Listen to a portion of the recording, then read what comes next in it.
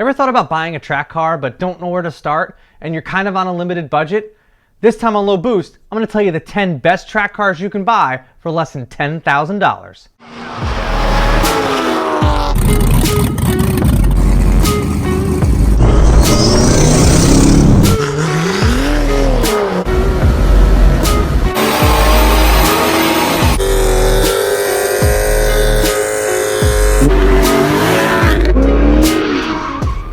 You guys can fight me in the comments if you want, but I honestly think that track days are some of the most fun you'll ever have behind the wheel of a car. And for some people, you know, spending $30,000 to $40,000 on a track car is just not feasible. There's a lot of great cars out there that you can buy for less than $10,000 that can be real track weapons. So I'm gonna go over some of those today and tell you some of the pros and the cons about each one, and then you guys can decide what's best for you. Number 10. The Lexus IS350 is a car that you hear about more in the drift community, or not at all, just because there's not that many of them.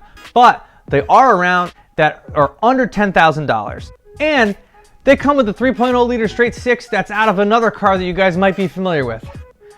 I'm gonna tell you, but don't freak out, okay? It's got the same engine as the Supra. Is this a Supra? Oh my god, is the Supra in the back? Dude, is this a Supra? Wow! Is that a Supra? Is that a Supra? The non-turbo version of the 2JZ GE makes 217 horsepower and 218 foot-pounds of torque, and the car only weighs about 3,200 pounds. That gives it a pretty decent power-to-weight ratio, and the car is really modifiable, whether you're going to put a turbocharger on that 2JZ or you're going to swap in an already turboed one as well. You can do tons of different modifications to them. They already come with a limited slip differential and they respond really well to modifications. The only downside is there's not that many of them and they're getting harder and harder to find. So if you like that kind of car, now's your opportunity to buy one. As far as reliability goes, it's a Toyota. Most 2JZs are really reliable as long as you don't like boost into the moon. Outside of the timing belt, which most modern cars now don't really use timing belts, they use timing chains. That's probably the biggest problem on the 2JZ. If you guys haven't subscribed to the channel yet, make sure you do. I upload a video every week about cars, whether it's me working on my BMW M235, my E36 Turbo LS swap, some of the projects that I have with my dad, like our 1970 Camaro LS swap resto mod, and then some review videos on other cars that are in the upstate New York area. So make sure you guys hit that subscribe button. Number 9. You can say whatever you guys want, but the 2002 to 2014 Subaru WRX is a fantastic track car for the money. You could get them for as little as like $3,000 if you look hard enough, whether it's a bug-eye or all the way to the later generation models. They have 227 horsepower and they only weigh about 3,000 pounds. There's a ton of modifications for them, and as long as you're not vaping while you're on the track, you should be in good shape. You do got to be careful if you're really going to modify the car though. Ringland failures are very common in WRXs, so be mindful of that. But outside of that, they're good track cars. Number 8. The next car on this list is the Mark V GTI. They started making them in 2006. They had a 197 horsepower, 2.0 liter turbocharged 4-cylinder. It's the first front-wheel drive car on this list, but it's a good one. It's really light, weighing only 2,900 pounds about, and a lot of them even came with a dual clutch transmission, or what like Volkswagen and Audi like to call a DSG. They're relatively reliable, however it is a Volkswagen, so there are things that could go wrong with it, but as long as you take care of them, it'll last a long time, and they can really be turned into corners pretty well. They respond really well to modifications with both coilovers and good set of wheel and tires on this thing, and you really can go fast for cheap. The Mark 6 GTI, which makes a little bit more horsepower, 207 horsepower, can still be had for under $10,000 as well, and both have similar characteristics to the Mark V as far as its handling and performance. Number 7. This might be the first time I'm mentioning a Honda on my YouTube channel, but the 8th gen Civic is probably one of the best track cars you can get for the money, and they're under $10,000. I wouldn't really recommend getting a regular Civic, as it didn't come with the K20 engine, and the SIs have stiffer springs and sway bars. It has a 2-liter naturally aspirated K20 engine, if you're familiar with it, that makes 187 horsepower and 139 pound-feet of torque. The K-Series engine responds really well to modifications, so you can up the power in these as well, and they only weigh between 27 and 2,800 pounds depending on whether you get a coupe or a sedan, so they're really light.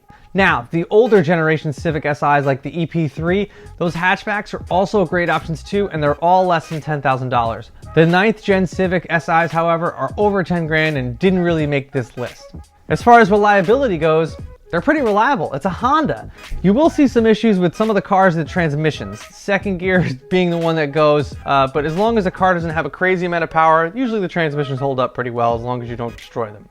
Number 6. Made between 1982 and 1994, the BMW E30 325i is one of the best track cars you can get for the money. Because they were made for so many years, there's so many of them, and they're really light. They weigh 2,600 pounds.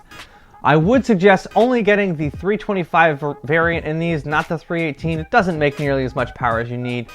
Don't even bother looking for an E30 M3. They are really hard to find, and if you do, some of them are over $50,000. The M20 that comes in the 325i has 168 horsepower and 166 pound-feet of torque out of a 2.5 liter straight six that's naturally aspirated. It has a decent power to weight ratio because the car is kind of light, and being able to modify this car is limitless. People swap different engines in, they put turbochargers on, they even LS swap them. If it was already swapped with an S52 engine, I would tell you it's one of the best cars on the list, but because the M20 engine is the one that comes in it, and most people are probably not going to engine swap it, that's why it falls to number 6 on this list. Number 5. The Nissan 350Z has come down way in price, and you can get them for as cheap as $4,000, maybe even less. They come with a 3.5 liter VQ35 V6 dual overhead cam that made between 287 and 300 horsepower depending on the year. That gives it one of the best power to weight ratios of any car on this list. At only 3,200 pounds, this car can really move out. It has a short wheelbase, so it helps you with turn in, and it's relatively reliable. And most of them come with a limited slip differential. Some 350Zs even had the Track Edition, which came with upgraded Brembo brakes and different suspension as well. So keep on the lookout for those if you're looking for another 350Z that could take you up to another level. All of these still which are coming in less than $10,000. They sound great with exhaust. I just wouldn't recommend straight piping them because it sounds like you're farting through a trombone. Number 4. The Porsche Boxster 986. That's right, there's a top 10 list of $10,000 cars with a Porsche on it. Some Porsche purists don't like the Boxster because they think it was a watered down version, or it was one of the first cars that deviated from a air-cooled to a water-cooled car, but the capitalists will tell you that if it wasn't for the Boxster, we wouldn't have any Porsches today. Boxster actually saved Porsche big time. They sold a ton of them, and we've been able to reap those benefits. From 1996 to 2004, the 986 made so many Porsches, and they've all come down under the $10,000 mark now, just about. I don't think you'll be able to find a 987, but the 986 has one of the best power to weight ratios in this list. The 2.5 liter flat six makes 210 horsepower and really is only found in the first few years of models. Then they upped it to the 217 horsepower 2.7 liter. And if you find a Boxster S, you can actually get one of those with the 3.2 liter flat six that makes 250 horsepower. Now you're talking with a lot more power, and they only weigh around 2,800 pounds. There are a lot of different modifications that you can get. Finding a Boxster S is going to have great upgrades like brakes and suspension, and you're going to have the 3.2 liter flat six. But if you're on a budget, you can get the base model Porsche and work your way up with the Boxster. Tons of people track these things. They're all over the place. And it's a Porsche, so they're relatively reliable, except for the fact that you do want to be mindful about the intermediate shaft bearing. And you want to make sure the cars were not sitting and actually driven, because the ones that sit have the intermediate shaft bearing problem. I wouldn't recommend buying one and tracking it unless you already know the intermediate shaft bearing was replaced, or you plan on doing it before you track it, because if it goes, it can be catastrophic, and engines on these things are not cheap. Number 3. Number 3 on this list is a car that I actually own, but I actually ended up swapping the engine out of it. It's the BMW E36, and I'm not leaving it exclusive to the M3. These came with a variety of different engines, whether it's the M3, which had an S50 or an S52, 3.2 liter i6 that made 240 horsepower and 238 pound-feet of torque. That was a great car, and already had a lot of other modifications like better brakes. It came with a limited slip differential, and it weighed about 3,200 pounds. However, there are other E36s that you can get for even less and track them. I wouldn't recommend getting a 318i because not only did that have a 4-cylinder engine, but it also did not have a very good differential in the back. But you can get a 325IS or a 328IS that made around 189 horsepower, and it had a larger case differential, unfortunately is open diff, that really could be tossed around great in the corners. Modifications on this car are extremely cheap. You can totally get coils and tires and strut bars and all that different stuff for this thing and not spend a lot of money. You might be less than $10,000 total in your entire track build, which is why this is one of the best track cars. And that's why it's number 3. They generally are reliable. However, they do have a problem with overheating, especially if you're going to go to the track. A lot of people end up upgrading the radiators and cooling lines before they actually take it out there. But for the most part, the car's pretty straight. Number 2. Number 2 on this list is gonna shock you, but I'm telling you, you can get them for less than $10,000 now. The 1997 to 2004 C5 Corvette, because the new one is coming out, has become so cheap. And they have the best power to weight ratio of every car on this list. It has an LS1 engine, 350 horsepower, 350 pound-feet of torque, and it only weighed 3,300 pounds. What makes this car even better is because you can get much different suspension on it, the parts are cheap, and you can fit really, really wide tires in the front and the back, which can make this thing a 911 killer. And it's an LS engine. They're extremely reliable. It's one of the most popular engines in the world. Every single car that I've listed on this list has had an LS swapped in it at some point or the other. So this is a great basis to start a track build from. I do want to give out some honorable mentions to cars that don't quite make the list because they're still extremely rare and hard to find under $10,000. The Subaru BRZ, the Ford Focus ST, the Honda S2000, and the E46 M3 are all fantastic track cars. If you have a little bit more than $10,000 to spend, you probably can pick one of these up. If it's me, I'm probably going to take an E46 M3. I've had one in the past. I loved it. And if that car was less than $10,000, I probably would have another one again. Number 1. Number 1 on this list is the tiny little car that has hurt more feelings with less power than any other car in the world. I'm talking about the Mazda Miata.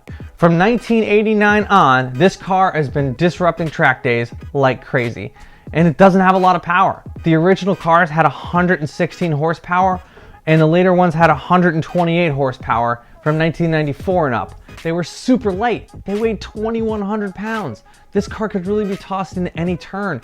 And because it's so light, it really made it a momentum car. So you really wasn't going to beat anybody on a straightaway. To be honest, your mom's car is probably faster than the Miata in a straight line. But once you get around turns, this thing can carry enormous speed through the turns, which makes it deadly on the track.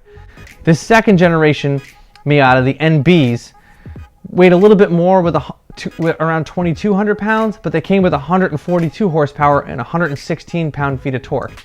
And you could even get the third generation Mazda Miata, the NC, which they made from 2006 to 2013 for under $10,000 as well. And those make around 170 horsepower and 140 pound-feet of torque. It doesn't have the best power to weight ratio from everything on the list, but it's probably one of the best handling. It's one of the most modified cars. It's also one of the most reliable. If you're looking for a track car, this might be the one for you.